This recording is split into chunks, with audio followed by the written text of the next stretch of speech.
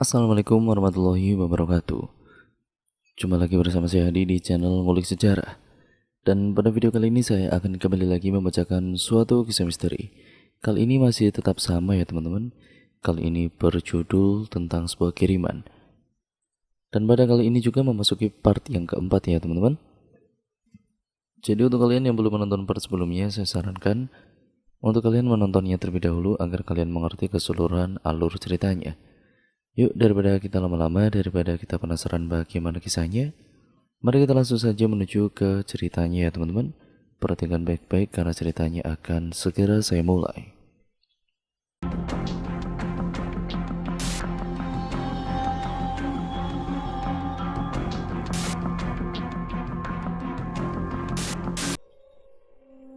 Di depan sana jauh 500 meter lagi terlihat seseorang tengah berdiri di pinggir jalan sedang melambaikan tangannya. Mas Ju dan juga Andi yang duduk di bagian depan melihat seseorang itu. Sepertinya seseorang itu ingin mencari tumpangan. Di depan ada orang kayak lagi cari tumpangan deh, kata Mas Ju di tengah keheningan. Biarin aja lah mas, gas aja, jawab Lala dengan entengnya tanpa kepo seseorang yang dimaksud Mas Ju itu siapa. Tapi kayaknya ibu-ibu deh, coba menepi aja, kita tanyain, Ana menimpali. Udahlah An, kita harus pulang sekarang, kamu tidur aja. Nih, aku aja merem, jawab Lala santai. Kalau kita nggak tolong dosa nggak? Tanya Mas Ju. Semua diam menatap Mas Ju. Lalu kemudian dia menjalankan laju mobilnya seperti orang baru belajar mengemudi saja. Tuh, kayaknya beneran kasihan. Kita tanya dulu lah, kata Mas Ju. Dia pun menampilkan mobilnya ke arah ibu-ibu yang melambaikan tangan tersebut. Lalu Mas Ju kemudian menanyai si ibu meski dari dalam mobil. Andi yang dekat dengan posisi ibu itu hanya diam memainkan ponselnya tanpa menghiraukan obrolan Mas Ju. Maaf bu, ada yang bisa kami bantu? Tanya Mas Ju. Ibu itu tatapannya kosong. Mas Ju belum curiga sama sekali. Ana yang memperhatikan dari kursi tengah juga cuma diam. Ayu sudah tertidur pulas, sedangkan Lala memejamkan matanya. Sebenarnya dia belum tidur. Ibu itu hanya menunjukkan arah dengan telunjuknya yang mengisyaratkan dia ingin ke arah sebaliknya dari laju mobil yang dikemudikan oleh Mas Ju. Mas Ju pun bingung harus mengantar kembali atau menolak halus. Maaf bu, saya mau ke arah kota. Ibu bisa pindah sebelah kanan saja jika mau mencari tumpangan ke atas. Mas Ju memberi pengertian pada si ibu. Bukannya menyeberang, justru ibu itu makin melotot ke arah Mas Ju dan menggedor pintu mobil sebelah kiri. Artinya, di sisi tempat duduk Andi. Ana jelas ketakutan. Ibu itu diberi peringatan kenapa malah marah sih? Ngeri banget deh tatapannya, kata Ana dengan gemetar. Lala kemudian bangun dan melihat jika mobil telah menepi dan berhenti juga di samping wanita tersebut. Udahlah mas, gas aja buruan. Lala sedikit meninggikan suaranya. Ayu kemudian terbangun. Kata Mbak Karmin kan gak boleh berhenti, coba cek itu manusia apa bukan. Lalu Ana yang duduk di belakang Andi mencoba mengintip lewat kaca belakang. Ternyata dia melayang, hanya saja 1 cm di atas tanah, dengan baju panjang yang pasti semua mikir dia manusia. Betul mas, melayang mas, gas aja mas, buruan mas. Ana pun panik. Si ibu malah menyeringai dengan tatapan tajam. Saat mobil coba digas, seperti ada yang menahan dari depan. Mereka semua makin panik. Mobil tidak bisa dilajukan. Semua berdoa kecuali Andi yang sibuk dengan handphonenya. Akhirnya mobil bisa dilajukan. Mas Ju sedikit ngebut dan dia menengok dari spion orang tadi tidak ada. Dia sudah menghilang. Wah, hampir saja. Udah mas, kita langsung pulang aja. Ntar mampir di warung kalau sudah sampai ke kota. Tadi masih belum kenyang makan di rumah Pak Agus, kata Lala sambil nyengir. Ya kali baru kenal mau ambil 2 centong, bisa dapat sesuap aja, serem banget, sahut Ayu sambil merem. Woi, tidur mah tidur aja kali. Masih denger aja orang bahas makanan, gerutu Ana dengan tertawa lirih. 2 kilometer lagi, ya mereka sampai di Gapura perbatasan kabupaten. Mereka semua senang sebentar lagi bisa mampir warung karena sekarang sudah pukul 12:30. 3 jam perjalanan mereka dari Gambang karena laju mobil pelan-pelan. Setelah mereka sampai di Gapura, Mas Ju menyalakan klakson dan juga menambahkan kecepatan untuk segera mencari warung makan. Setelah Mas Ju mengantar Andi pulang, mereka bergegas ke rumah Ayu mengembalikan mobil Ayu. Sesamanya di rumah Ayu, Mas Ju gagal memarkirkan di garasi dengan benar, sehingga mobilnya itu lecet. Ah, payah. Ayu berunding pada mamanya. Mama Ayu sedikit marah karena Ayu tidak pulang-pulang. Belum lagi temannya membuat mobil lecet. Akhirnya Lala menawarkan diri untuk bertanggung jawab. Dia mau mengabdi di toko baju milik mamanya Ayu tanpa dapat gaji selama 1 bulan. Iya tentu. Lala tidak ingin memikirkan itu semua. Dia pun mematikan handphonenya dan tidak ingin ada siapapun yang mengganggu. Kemudian dia mencarger handphonenya di atas meja riasnya sebelum tidur. Wah, capek banget. Meski masih jam 8 malam, bodo amat, tidur aja lah. Besok kan aku masuk praktek ke kantor lagi.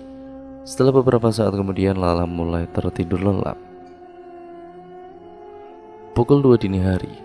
Kring, kring. Lala meregangkan tubuhnya. Samar-samar Lala kemudian mendengar suara handphonenya berdering-dering telepon. Kayaknya tadi HP-ku off deh. Kok bisa ada yang nelpon sih? Lala menuju HP-nya di atas lemari dan kemudian mengambilnya. Dia lihat private number yang meneleponnya itu.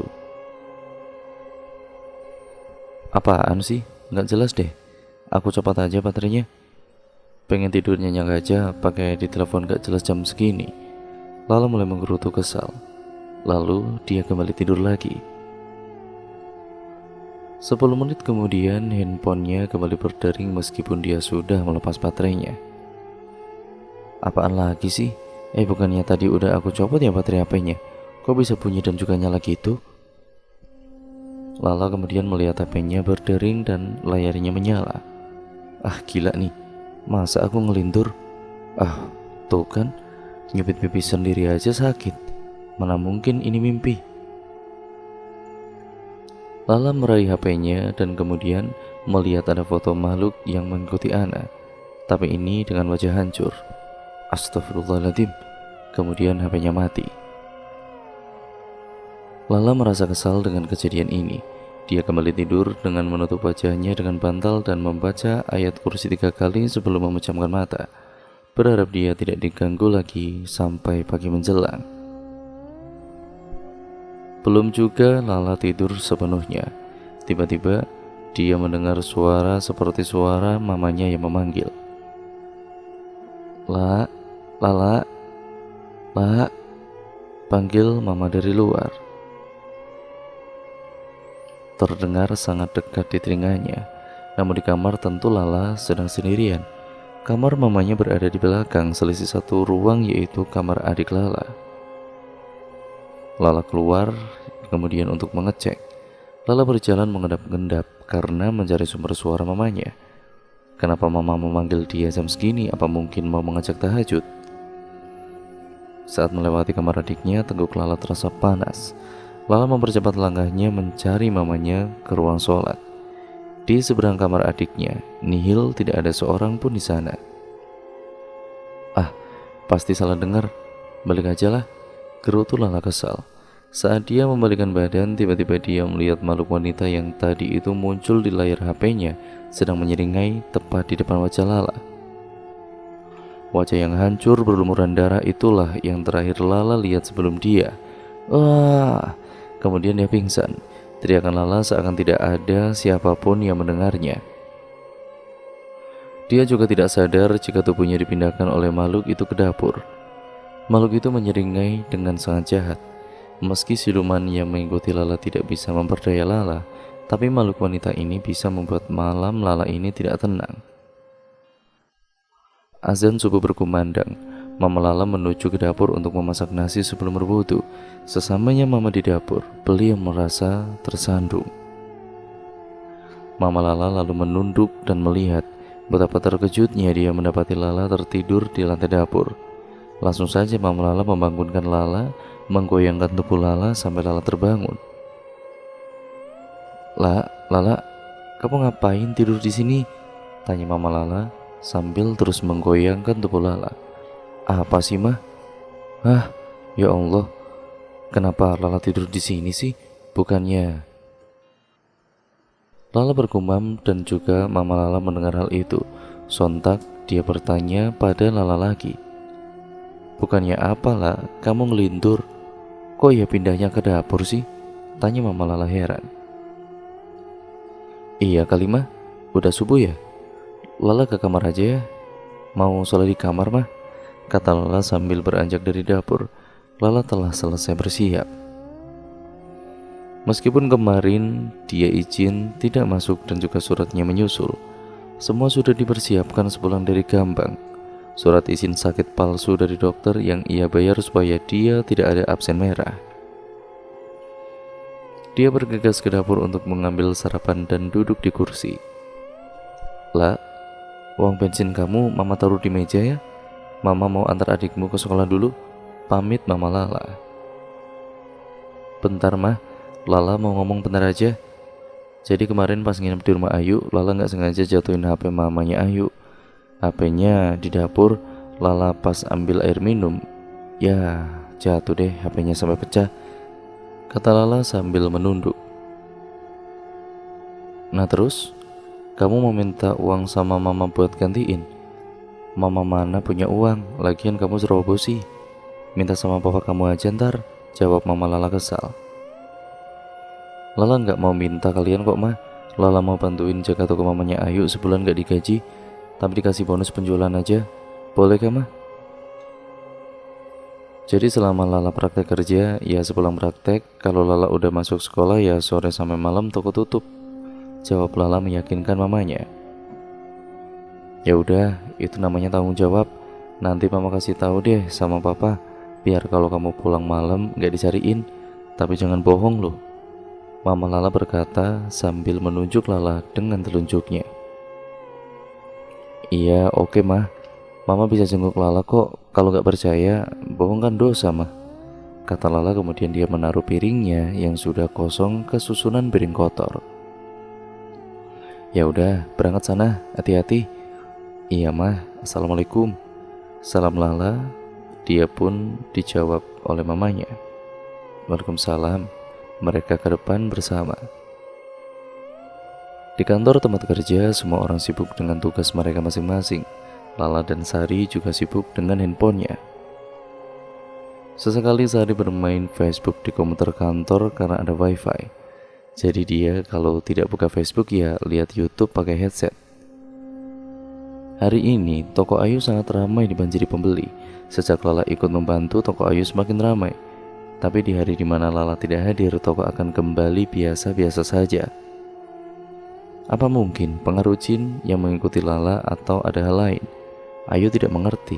Toko Mama Ayu hanya memiliki 2 karyawan, satu untuk jaga pagi dan satu untuk jaga malam. Karena kedatangan Lala, mereka semua kewalahan melayani pembeli. Sampai seadanya stok pun ya dibeli. Seperti setuju saja dengan apa yang direkomendasikan oleh Lala. Jika ada yang mencari celana jumbo size 38 dengan warna hitam, kebetulan stok habis, Lala merekomendasikan warna biru dongker. Si pembeli itu mau-mau saja. Ada pula yang ingin membeli kemeja putih dan stoknya kosong. Lala merekomendasikan dia membeli celana, kaos dan apa yang ditunjukkannya, selalu dia mau membeli. Karyawan toko ini sampai heran dengan hal ini. Sampai tiba-tiba ada 2 orang pemuda, satu memakai sarung dan kemeja flanel kotak-kotak, dan yang satu lagi memakai celana biasa berkaos putih. Mereka berniat mencari kemeja hitam polos. Permisi Mbak, kemeja hitam polos ada nggak? Tanya Mas yang pakai celana. Kosong Mas, maaf ya. Mau warna lain atau ada yang dicari selain kemeja? Mau kaos ini mas, cocok buat mas, silahkan dilihat dulu, ucap Lala menawarkan dagangan Mama Ayu. Lalu Mas yang pakai sarung mendekati Lala dan menatap mata Lala. Mbak, siapa Mas yang pakai sarung itu? Iya mas, gimana mas? Tanya Lala dengan drama. Gak apa-apa mbak, mbak sudah lama diikuti ya? Saya kasihan karena diri mbak tidak welcome dengannya. Lanjut mas yang pakai sarung. Apa maksudnya mas? Tanya Lala heran. Mbak tidak tahu ya kalau jin yang mengikuti semen ini yang menarik pelanggan toko jadi rame. Tapi tubuh mbak terkunci untuk dirasuki. Diusir saja kalau mbak keberatan. Lanjut si mas itu. Seminggu lagi dia hilang sendiri kok mas, biar aja. Lala berkata dengan santainya. Ya sudah mbak, karena yang ingin kita beli nggak ada, kami permisi. Mas itu undur diri dan menarik temannya keluar dari toko ini. Lala masih keheranan. Hanya orang-orang tertentu saja yang bisa melihat si Lala yang wajahnya buruk rupa itu. Ya tentu saja sisi buruk di mana wajah Lala terlihat menyerupai jin atau siluman babi. Dia juga baru tahu kalau jin itu yang mendatangkan pembeli. Apa mungkin sebuah makhluk yang di rumah Lala dipergunakan untuk... Ya Lala tidak mau berburuk sangka. Ini kan hanya musibah yang harus dilalui dengan ikhlas. Meskipun tidak semua orang memiliki penglihatan khusus, tapi setidaknya Lala tidak dijahili saja. Dia sangat beruntung dan juga sangat bersyukur. Hanya saja si usil Kunti tetap saja mengunjunginya, meskipun sekali dua kali saja dalam sepekan. Lala kesal setiap kali mendengar jika ada orang yang melihatnya dengan wajah siluman, namun dia mencoba menerima hal buruk yang menimpanya itu. Hari ini sebagian besar stok habis, padahal masih siang hari. Mama Ayu mengizinkan toko tutup jam 1 siang. Tentu Lala senang bukan main. Ayu juga ikut senang dibantu Lala. Tokonya jadi lebih ramai pembeli. Lala segera mengirim pesan pada Andi jika jam kerjanya selesai setengah hari saja. Andi bersiap menjemput Lala dan mengantarnya pulang ke rumah. Sesampainya Andi di depan toko, Ayu mengernyit heran. Bagaimana Lala bisa sedekat ini dengan adik kelas yang baru dikenalnya? Ternyata Lala lupa menceritakan yang sebenarnya. Aku pulang dulu ya yuk. Sampai ketemu minggu depan. Lala melambaikan tangannya dan naik ke motor bersama Andi. Ayu pun membalas melambaikan tangan pada mereka berdua. Woi, kita nggak usah pulang dulu yuk. Terserah mau kemana. Cari makan mungkin. Ucap Lala asal. Dia malas di rumah. Ya udah beli bakso aja ya mbak, tawar Andi. Lala mengangguk saja, yang penting gak langsung pulang ke rumah.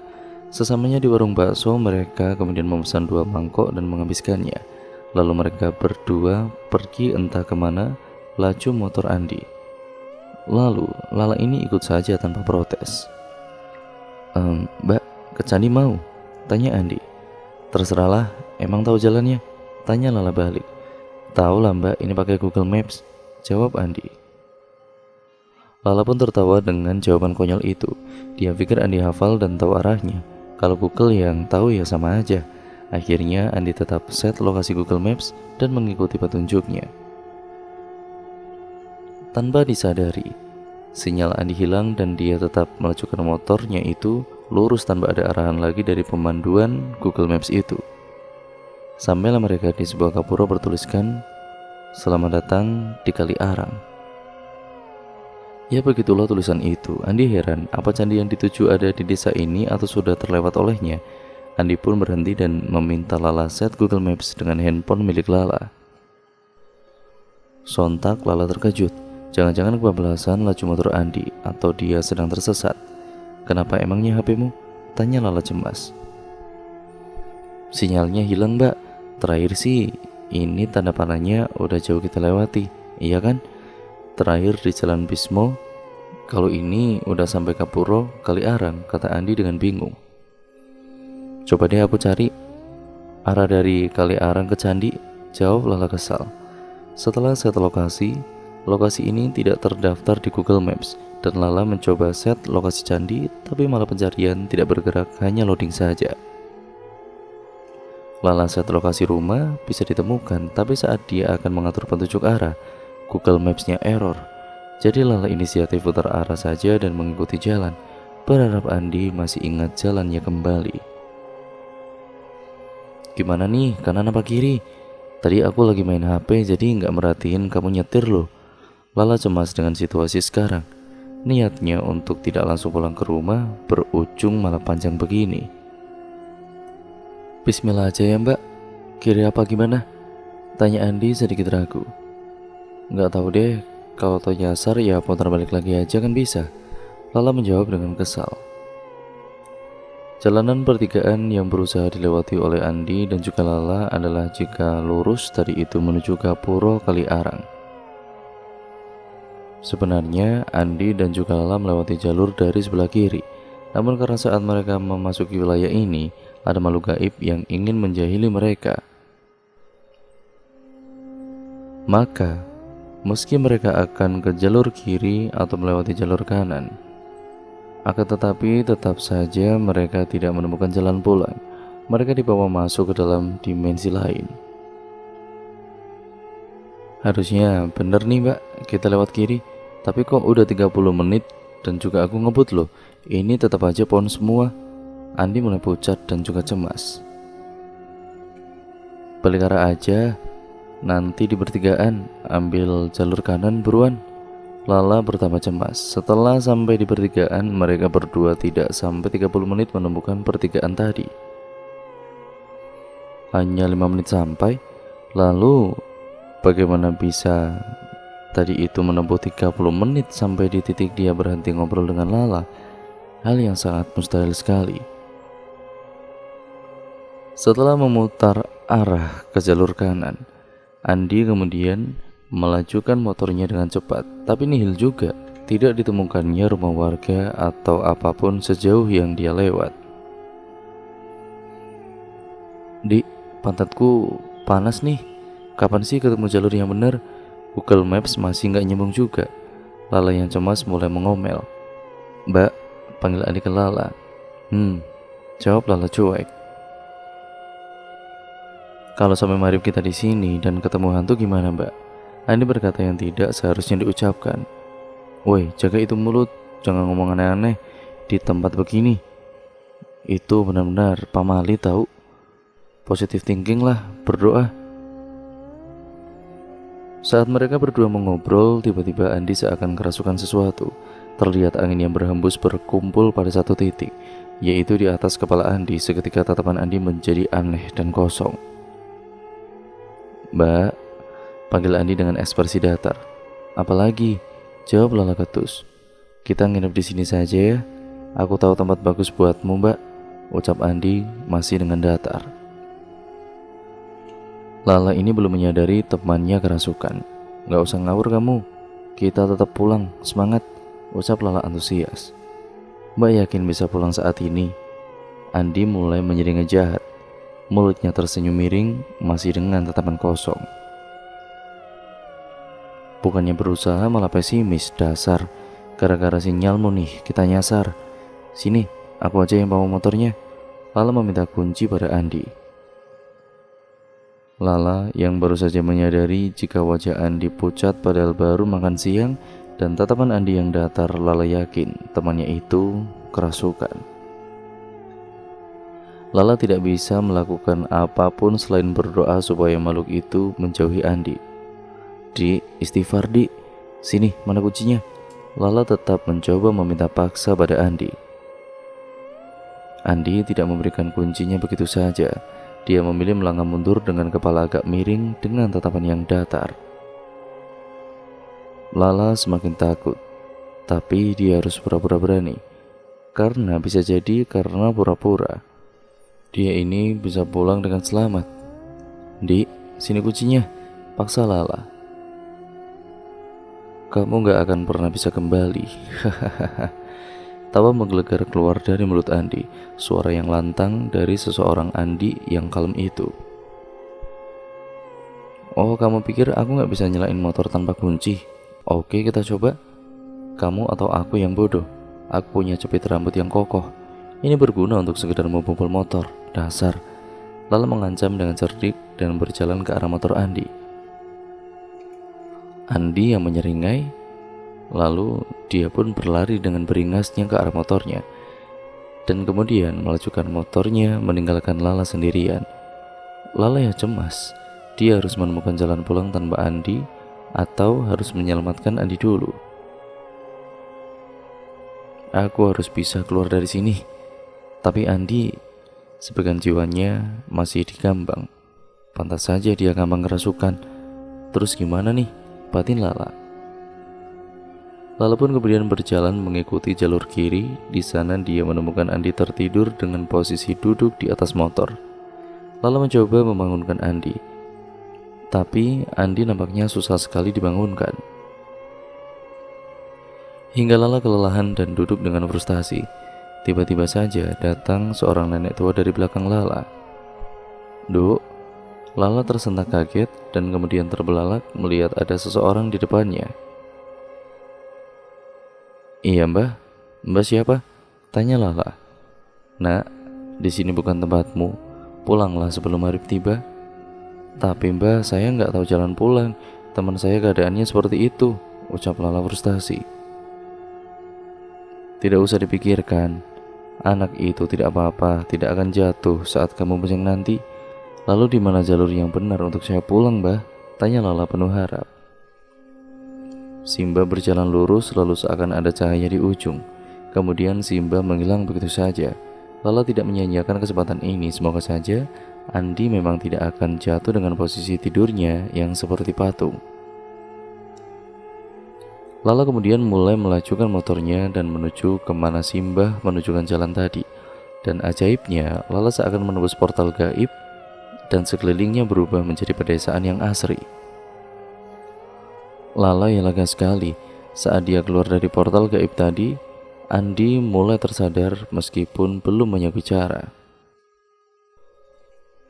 Seminggu kemudian akhirnya Lala lega setelah apa yang dia alami selama ini. Hari ini telah berakhir, kutukan terburuk dalam hidupnya. Lala bersujud kepada Allah Subhanahu wa Ta'ala telah memberikan banyak hikmah luar biasa untuk kehidupannya. Hari ini adalah hari Minggu. Lala sedang membantu di toko Ayu meski tidak ada jin yang mengikuti Lala lagi. Toko itu tetap ramai pembeli, hanya saja tidak seramai saat dia diikuti jin tersebut. Mentari sudah menyingsing ke arah barat. Meskipun belum akan tenggelam, namun Ayu ingin menutup toko mamanya lebih awal. Lala pun senang karena bisa pulang sore. Di saat mereka sedang menutup rolling door, tiba-tiba handphone Lala berbunyi. Ada pesan masuk dari Eci. "La, tolong temenin aku kesini dong. Penting ini, cepetan ya, tak tunggu di rumah." "Iya, sama Ayu boleh?" "Iya, cepetan." Sepertinya penting banget karena Eci sampai meminta tolong pada Lala. Biasanya dia dibantuin Dila. Lala hanya menepis prasangkanya dan juga membonceng Ayu ke rumah Eci.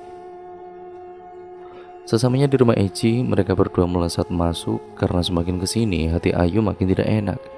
Dan terlihat rumah Eci sepi sekali. Mereka menemukan Eci sedang menunggui Dila di depan televisi. "Loh, Ci, kenapa nangis? Itu darah apa?"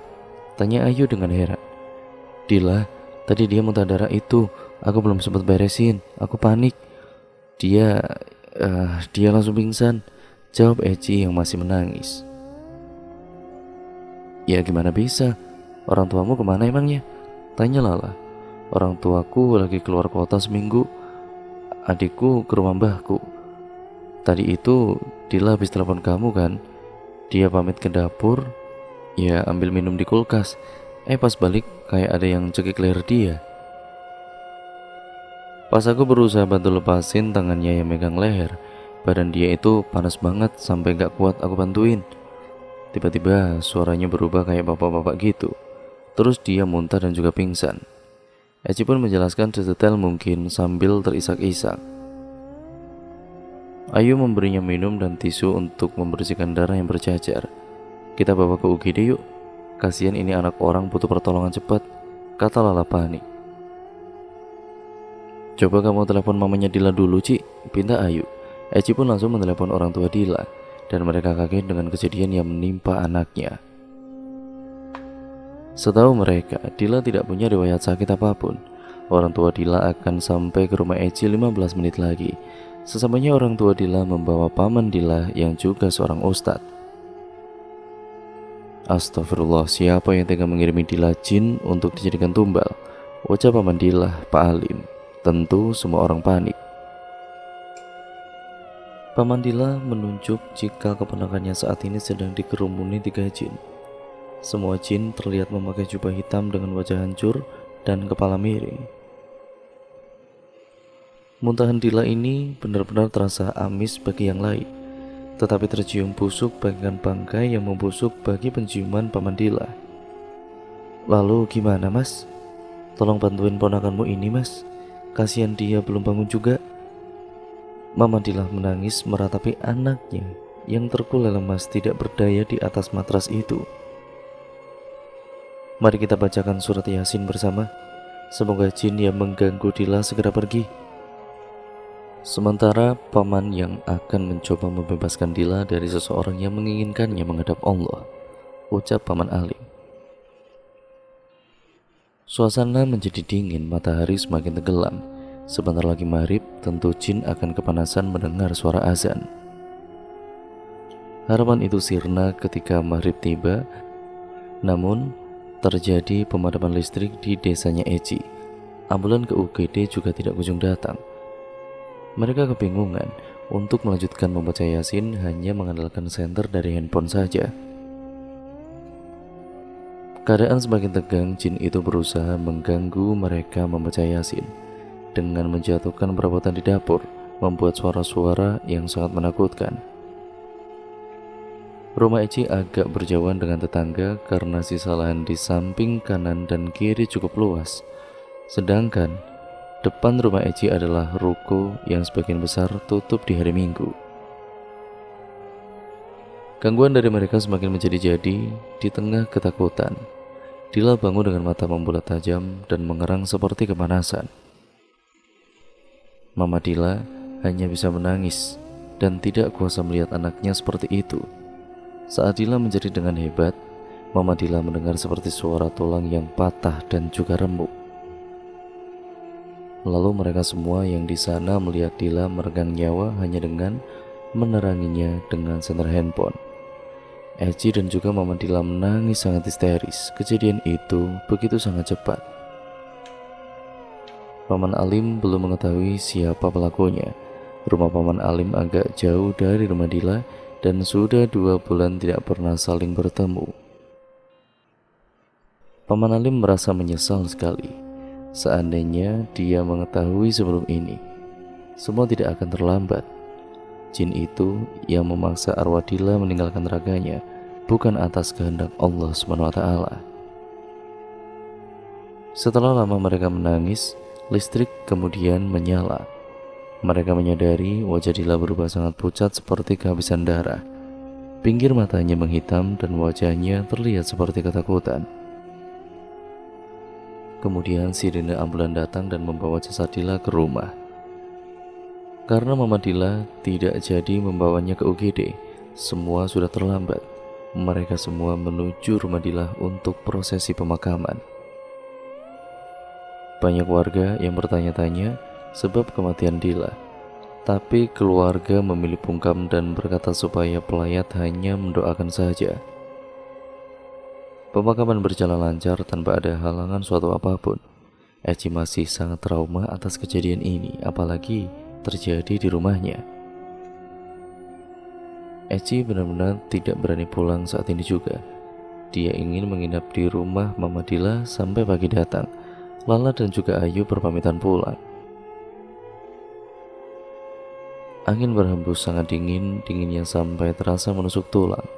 Lala yang tidak tahan dingin pun sampai merinding dan hanya gara-gara angin. Lala sudah sampai di rumahnya. Dia pun salam pada mama dan adiknya, lalu masuk ke dalam kamar. Lala sangat lesu sekali. Dia sebenarnya tidak tega meninggalkan Eci, tentu akan menyisakan trauma. Tapi Eci menginap di rumah Dila. Tentu Lala tidak enak dengan keluarga Dila. Jika saja Eci mau ikut ke rumahnya, Lala bisa menghiburnya di sini. Kemudian kita masuk ke sudut pandang dari Eci. Eci tidak bisa memejamkan mata meskipun sudah larut malam. Rasa kantuk yang menyerang pun diabaikan begitu saja. Lalu kemudian dia mencoba tetap terjaga berharap Dila menemuinya. Harapan Eci terkabul. Korin Dila memang menemuinya dalam wujud suara dalam telepon. Meskipun Eci gemetaran, dia tetap mendengarkan apa yang Korin Dila katakan padanya. Tidak banyak yang Eci pahami. Dia meminta agar Eci selalu kuat dan juga jangan cengeng lagi. Dia ingin Eci mengikhlaskan Dila. Dia juga ingin Eci menjauhi keluarganya setelah pulang esok hari. Mungkin saja jin yang membunuhnya masih berkeliaran di rumah Dila. Entah tujuan mereka apa dan siapa yang menyuruh Dila belum tahu. Dia hanya ingin Eci segera pulang dan rajin sholat serta mendoakannya. Eci pun menangis mendengar suara itu, namun dia tidak berani mengucapkan sepatah kata pun untuk bertanya semua hal. Ketakutan dan juga rasa penasaran membungkam mulutnya. Eci akan tetap terjaga sampai subuh. Kemudian dia akan pulang ke rumah simbahnya setelah sholat subuh. Eci takut memejamkan mata. Mungkin saja apa yang Dila katakan adalah sebuah ancaman teror. Jika jin benar masih ada di sini, maka Eci harus berjaga-jaga dengan membaca Al-Quran dan wirid hingga menjelang subuh, berharap tidak ada hal buruk yang mendekatinya. Hingga saat subuh tiba, Eci segera menunaikan sholat. Setelah selesai, dia mencari Mama Dila untuk berpamitan. Dia terkejut bukan main melihat darah berceceran. Yang dia lihat adalah ayah Dila meninggal dunia. Sekitar mulutnya berdarah. Apakah mungkin hal yang terjadi pada Dila juga terjadi pada ayahnya? Lalu, di mana Mama Dila? Eci berlari panik. Sebagian kerabat masih tertidur pulas di ruang tengah. Eci kemudian membangunkan mereka dan juga mengatakan jika ayah Dila meninggal di kamarnya, sedangkan Mama Dila tidak ada di sana. Semua kerabat benar-benar panik melihat ayah Dila tewas secara mengenaskan. Salah seorang anak kecil di antara mereka mengatakan, "Tumbal," sontak membuat semuanya kaget dan juga panik. Suasana berduka makin tegang saja. Mereka semua bersiap mengurusi jenazah ayahnya Dila, sedangkan Eci pamit pulang. Eci masih trauma dengan kematian Dila, disusul kematian ayahnya yang kemudian itu kejadiannya itu sama, yaitu muntah darah yang berbau sangat amis dan juga busuk. Sebelum meninggalkan rumah Dila, Eci kemudian pamitan kepada Paman Alim. "Maaf Paman Alim, Eci gak bisa di sini lama-lama." Hati Eci benar-benar semakin takut karena disusul kematian ayahnya. "Gak apa-apa kan Eci pulang?" tanya Eci pada Paman Alim. "Pulanglah, di sini sedang tidak aman. Setelah pemakaman selesai, mamanya Dila akan saya bawa ke rumah saya, Mbak.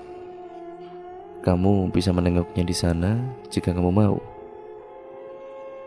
Ini nomor telepon saya, kamu simpan ya." Paman Alim memberikan nomor pada Eci. Setelah itu Eci berpamitan pulang ke rumah simbahnya. Dan cerita pun akhirnya berlanjut lagi ke part yang selanjutnya.